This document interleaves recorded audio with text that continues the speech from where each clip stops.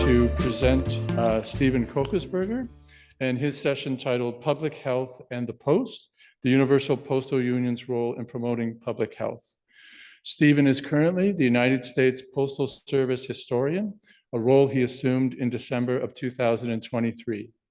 He began his USPS career more than 40 years ago, first as a clerk in Milesburg, Pennsylvania, and then as postmaster of Julian, Pennsylvania, where he served for 25 years. In 2012, he joined the historian's office at USPS headquarters in Washington. Some interesting bits about Stephen personally. He's a distant cousin of John Wanamaker, the 35th Postmaster General, and is related to Charles Kokesberger, the defendant in an 1860 court case that led to the development of the private express statutes, which guaranteed the Postal Service's exclusive right to carry letters for compensation. With that, I'll turn it over to Stephen.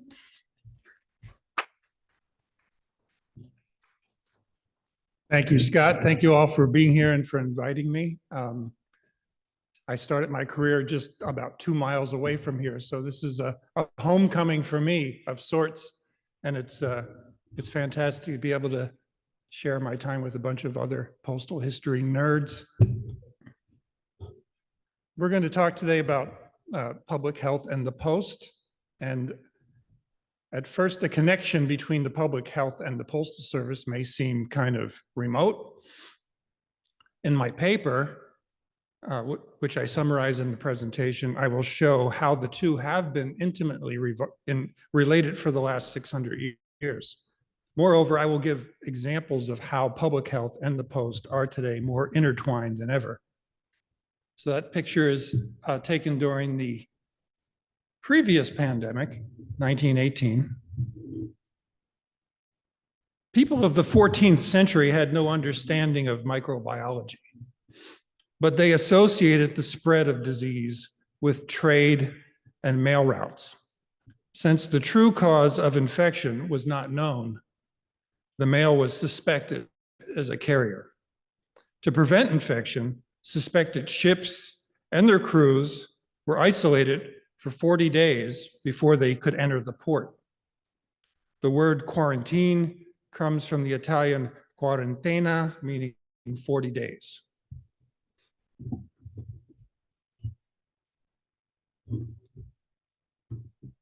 The city of Venice began fumigating cargo and mail in 1438 in the hope of sanitization.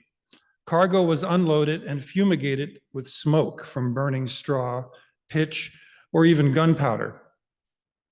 Mail was fumigated or perfumed by burning fragrant herbs, juniper berries, aromatic gums, and resinous wood. Vinegar, widely believed to be disinfectant, was often used. Few letters from the early days of decontamination still exist, but one rare specimen from 1485 shows evidence of having been treated with vinegar.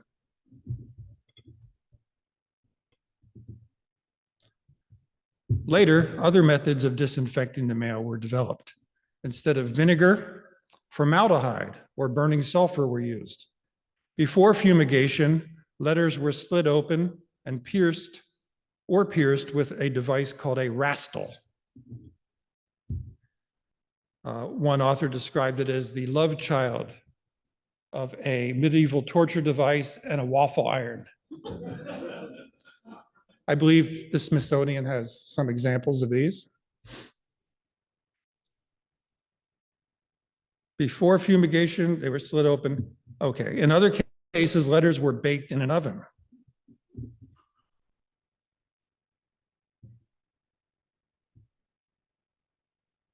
When Europeans came to America, they brought the full litany of diseases with them. The Massachusetts Bay Colony imposed the first quarantine in 1647 to prevent the spread of grievous infectious disease from the West Indies. For American colonists, smallpox and yellow fever were the most dreaded. Some underwent the controversial procedure of variolation, also called inoculation. They were deliberately infected with smallpox, hoping to develop a mild case of the disease and recover. Before he became Postmaster General, before he became Postmaster of Philadelphia, Benjamin Franklin advocated inoculation and planned to have his 4-year-old son, Frankie, undergo the procedure. In 1736, before he could inoculate the boy, he became infected and died. For the rest of his life, Franklin long regretted bitterly that he had failed to have his son immunized.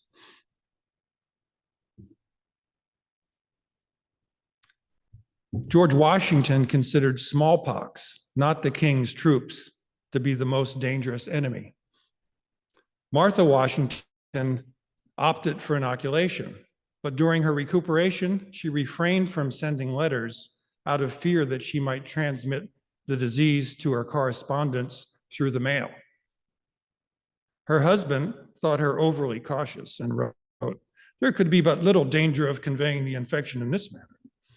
As it turned out, her concern was justified. Smallpox is one of a few pathogens that can be spread via fomites. Fomites being microscopic particles flaking off your skin of an infected person. The documented transmission through the mail. During the Civil War, there were 6 authentic cases of smallpox-stricken soldiers who sent their sweethearts infected letters. After kissing the letters or putting them to their bosom, the women came down with smallpox.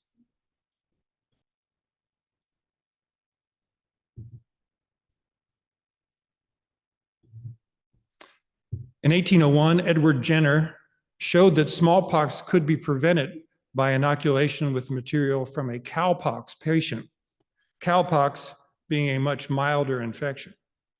He called this new procedure vaccination and hoped that in time it might eradicate the most dreadful scourge of the human species. In 1813, President James Madison signed an act to encourage vaccination, establishing a national vaccine agency. This required the free delivery of mail weighing up to 1/2 ounce if it contained smallpox vaccine material. Congress's intent was to preserve the genuine vaccine matter and to furnish the same to any citizen of the United States.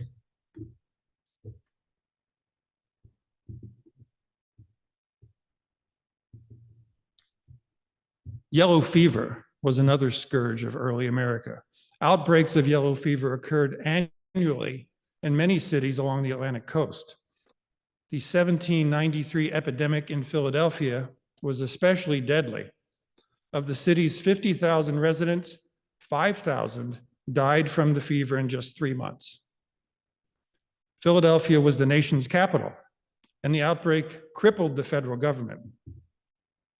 The Post Office Department was hit especially hard. While many federal officials fled, Postmaster General Timothy Pickering remained in the city. Pickering wrote to President Washington, "The sickness has almost put a stop to business, public as well as private." Although they did not know the cause of the fever, residents knew that it vanished after the first frost. Nearly 100 years later, Dr. Walter Reed identified mosquitoes as the vectors for yellow fever. In the interim, letters and letter carriers were treated with suspicion and fear. The post rider in Chestertown, Maryland, was glad to escape with his life after citizens fearing yellow fever refused him entry to their town. "They would not suffer him to eat or feed his horses," wrote Pickering, "but threatened him with making an example of him if he did not go instantly." Epidemics of yellow fever raged as late as 1905. And a severe outbreak struck the American South in 1878. The federal government established temporary quarantine stations in Florida and neighboring states to prevent the disease's spread. In Waycross, Georgia, a boxcar was converted into a fumigation chamber where mail was exposed to sulfuric fumes under the supervision of the railway mail service.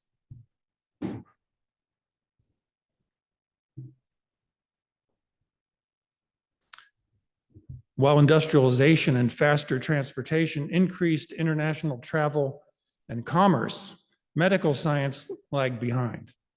Most physicians still ascribed communicable diseases to miasma or bad air. Recognizing that epidemics paid no heed to national borders, the first International Sanitary Conference was held in Paris in 1851. The goal was to standardize international regulations to prevent the spread of cholera, plague, and yellow fever.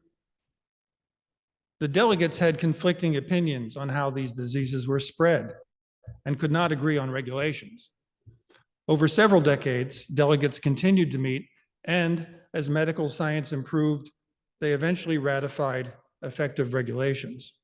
The World Health Organization can trace its origin to these international sanitary conferences.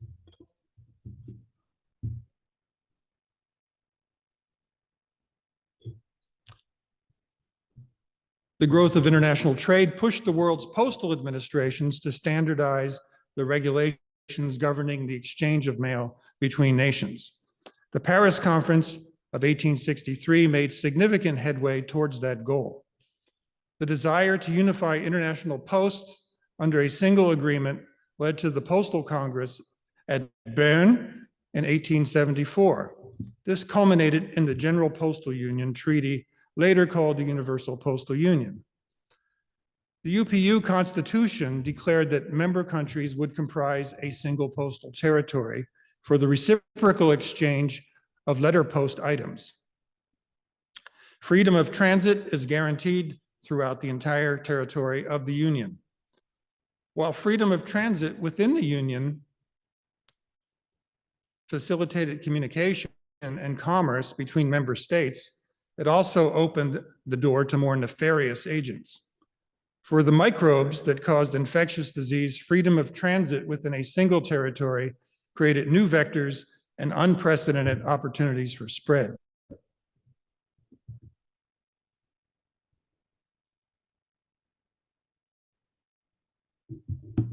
Now in the 20th century, during World War I, a new fast-spreading strain of influenza emerged. The so-called Spanish flu infected 1/5 of the world's population. It killed 50 million people between 1918 and 1920. It was among the deadliest pandemics in human history and had a devastating effect on postal services worldwide. In June 1918, the postmaster at Cardiff, Wales, reported that 40 employees were off sick and added that members of staff on annual leave or who have not left the city have been recalled for duty and overtime resorted to. A superintendent in London reported an increase in sick absence of 335% during the month of June. In November, rural Ireland reported most of the deliveries of letters are late and some did not take place at all.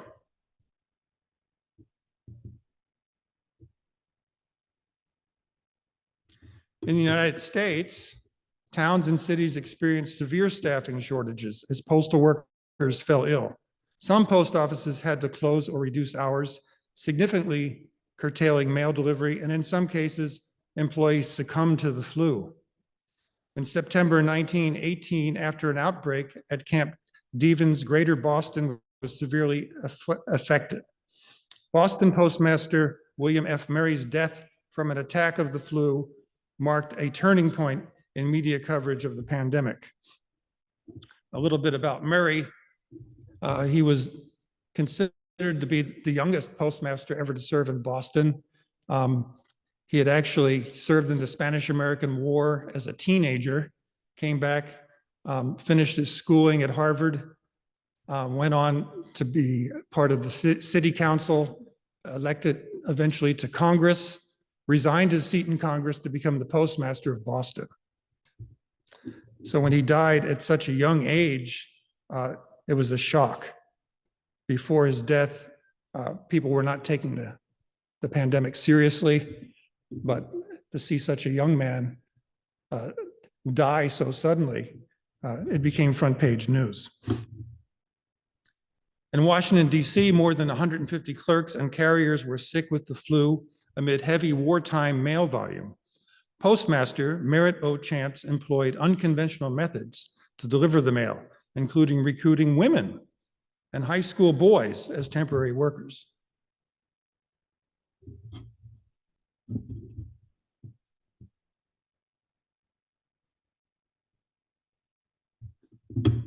Hansen's disease, better known as leprosy, has afflicted mankind since antiquity.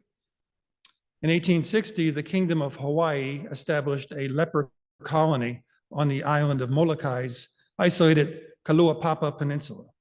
Father Damien began his famous ministry there in 1864. Patients were forcibly confined to the peninsula, and their only contact with the outside world was through the mail. By 1888, the Hawaiian Postmaster General had established a post office in Kaluapapa. In 1900, Hawaii became a United States territory, and the Kaluapapa Post Office came under the jurisdiction of the Post Office Department. Since protocols were in place to prevent the spread of the disease through mail, strict protocols were in place. Outgoing letters had their corners cut off and were sealed in a box for 18 hours, where they were fumigated with potassium permanganate and formaldehyde.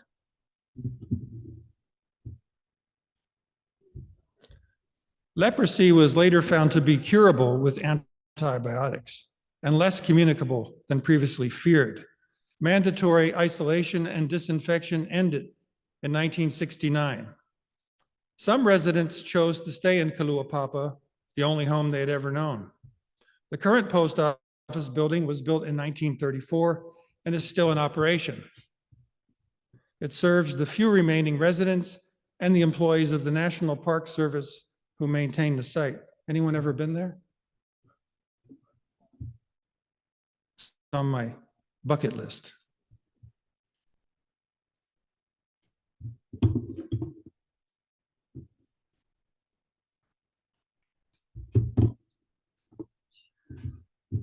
Now we'll talk about the Cold War. As the largest civilian federal agency, the Postal Service played an important but little known role in preparing the nation for nuclear attack during the Cold War. During an emergency, the Postal Service's fleet of motor vehicles would have been deployed for civil defense. 25,000 mail trucks were designated as emergency civil defense vehicles and fitted with the CD decals. It was expected that postal trucks would be valuable as emergency ambulances, rescue vehicles, and for other emergency transportation in the event of an enemy attack, probably also as hearses.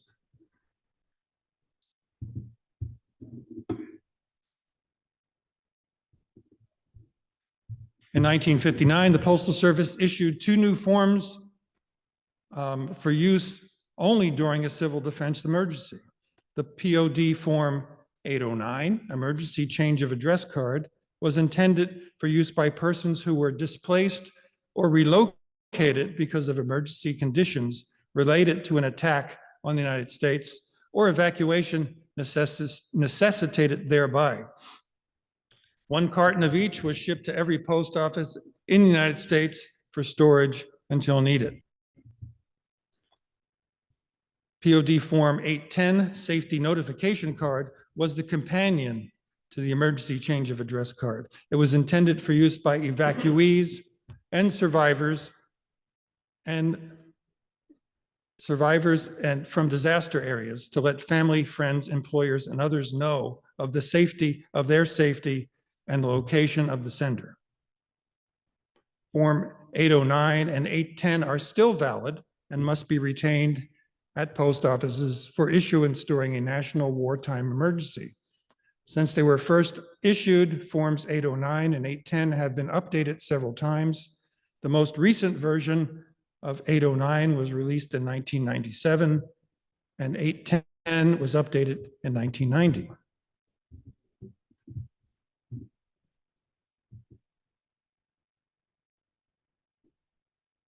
By 1964, approximately 1,500 postal buildings had been designated as fallout shelters, with the capacity to accommodate 1.3 million people.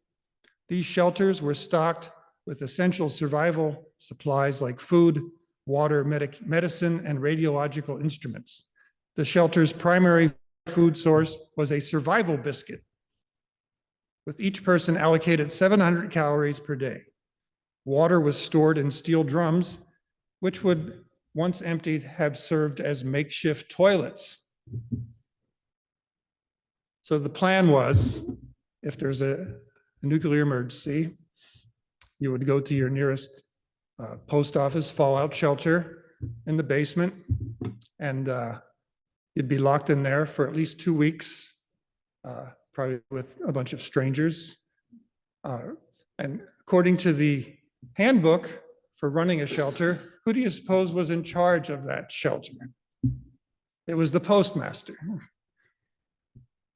And the postmaster had incredible power. He could tell someone, you're misbehaving, you go outside. You have to leave. I'm very grateful we never had to put that plan into effect so far. We still receive artifacts from people who've just discovered they had them stored in the basement of their post office, and they want to know what to do with them. I would think the crackers are not that good anymore. The radiological instruments would be used after at least 2 weeks. Someone would have to go outside and see if it was safe. Any volunteers?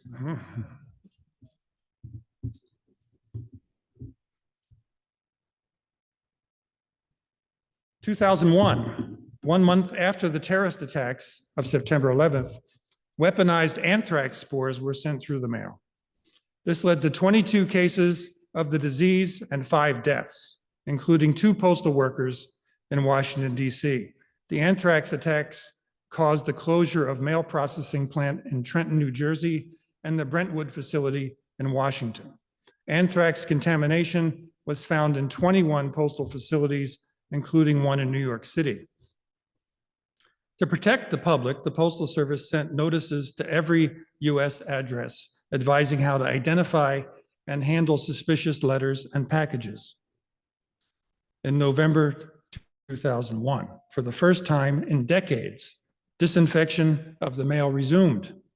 The Postal Service used electron beams to irradiate the mail destined for Congress, the White House, and federal agencies in Washington, D.C.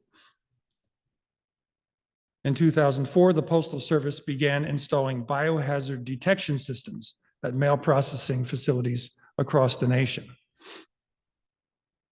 And the irradiation continues. When we get a piece of mail at USPS headquarters, you can tell it's been through because it's very crispy. And if there's a heat-sensitive label, it will be turned black.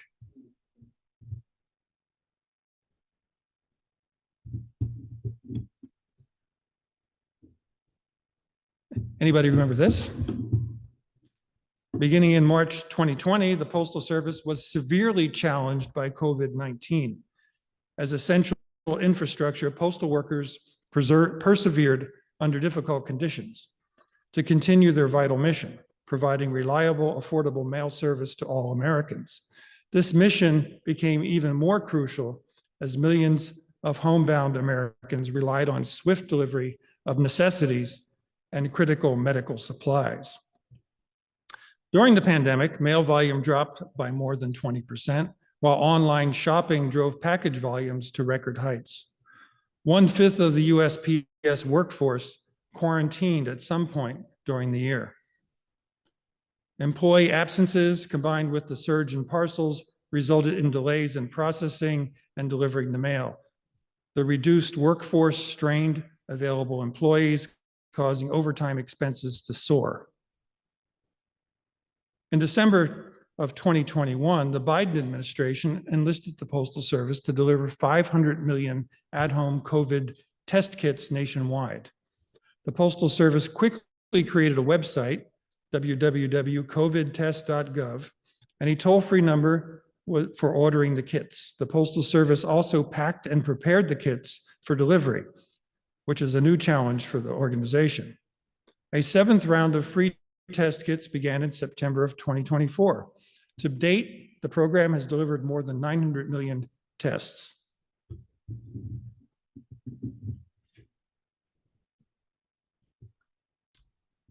The Postal Service has a long tradition of raising public awareness through postage stamps and special cancellations. In 1931, a 2-cent stamp was issued commemorating the 50th anniversary of the American Red Cross. In 1940, 2 medical doctors were honored on stamps as part of the famous American series, Dr. Crawford W. Long and Dr. Walter Reed. Anybody heard of those guys? I mentioned Walter Reed earlier for his work with yellow fever. What about Dr. Long? Anybody recognize his contribution? Anybody here ever had surgery? If you had anesthesia during that procedure, you can thank Dr. Long. It'd be a lot less fun. Since then, many men and women who contributed to public health have appeared on U.S. postage. Stamps have been issued to recognize healthcare professions like nursing, dentistry, medicine, osteopathy, and pharmacy. The Postal Service helped raise awareness of specific diseases starting in 1957 with a 3-cent stamp honoring those who helped fight polio. Subsequent stamps were issued to bring awareness to other disorders, including tuberculosis, cancer, AIDS, diabetes, and sickle cell anemia. In the 1920s, the Postal Service, or the Post Office Department, allowed the National Tuberculosis Association to sell their seals, later called Christmas seals, in post office lobbies. Postmasters were authorized to display the Use Christmas Seals poster in their lobbies and on mail trucks. Starting in 1955, some postmasters were furnished with special die hubs for their canceling machines so that the letters were postmarked, "Fight TB, support your TB association." Later, special die hubs were authorized for other public health concerns like polio, heart disease, cancer, asthma, and lupus. In 1998, the Postal Service issued the first U.S. semi-postal, the breast cancer research stamp. Semi-postals are stamps sold at a price above the cost of postage, with the extra funds going to specific causes. Other semi-postals issued included the Stop Family Violence stamp, the Alzheimer's stamp, and the Healing PTSD stamps. Semi-postals have brought added awareness to these causes and raised more than $1 billion since they were first issued.